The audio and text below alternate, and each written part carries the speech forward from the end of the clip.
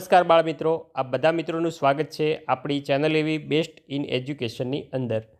મિત્રો, આજના વિડીયોની અંદર આજે આપણે ધોરણ 6 વિષય સંસ્કૃત વિષયની અંદર સેમેસ્ટર 1ની અંદર જે આપણું પ્રકરણ નંબર 5 જે છે કાવ્ય 5 હસ્તી હસ્તી હસ્તી એટલે કે હાથી હાથી હાથી એનું આજે આપણે સ્વાધ્યાયનું સોલ્યુશન વિડીયોની અંદર જોવાના છીએ।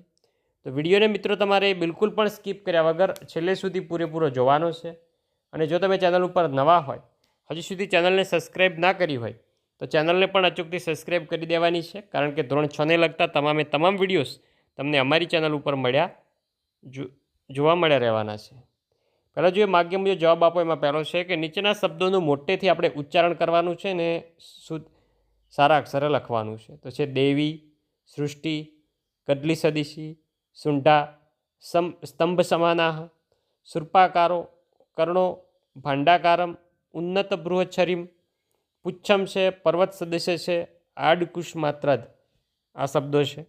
બીજું જોઈએ કે હાથીના વિવિધ ભાગોના નામ ચિત્રમાં જોઈને આપેલા કોઠામાં તમારે લખવાના છે।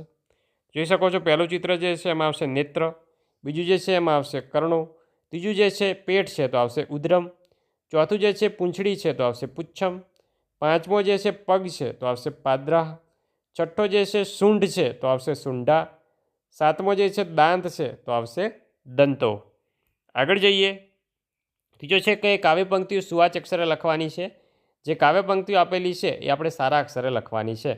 પહેલાં આવશે હસ્તી હસ્તી હસ્તી, બીજો આવશે દિવ્યા દેવી સૃષ્ટિ, ત્રીજો આવશે કદલી સદશી સુંઢા, ચોથો આવશે સ્તંભ સમાનાહ પાદા, પાંચમો આવશે સૂર્પાકારો કર્ણો, છઠ્ઠો આવશે ધવલો દીર્ઘો દંતો।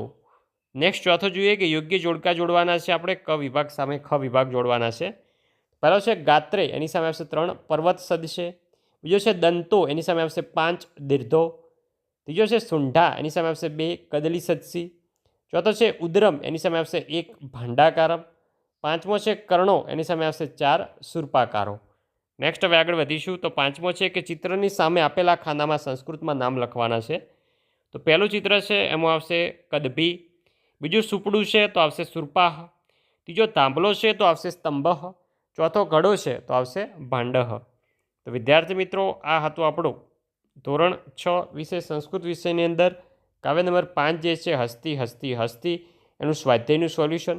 તો મિત્રો, વિડીયો સારો લાગ્યો હોય તો વિડીયોને લાઇક કરવાનો છે। ચેનલ ઉપર નવા હોય, હજી સુધી ચેનલને સબસ્ક્રાઈબ ના કરી હોય તો ચેનલને પણ સબસ્ક્રાઈબ કરવાની છે। મળીશું આવનાર નેક્સ્ટ ઉપયોગી વિડીયો સાથે। ત્યાં સુધી આવજો। ભારત માતા કી જય, જય જય ગરવી ગુજરાત।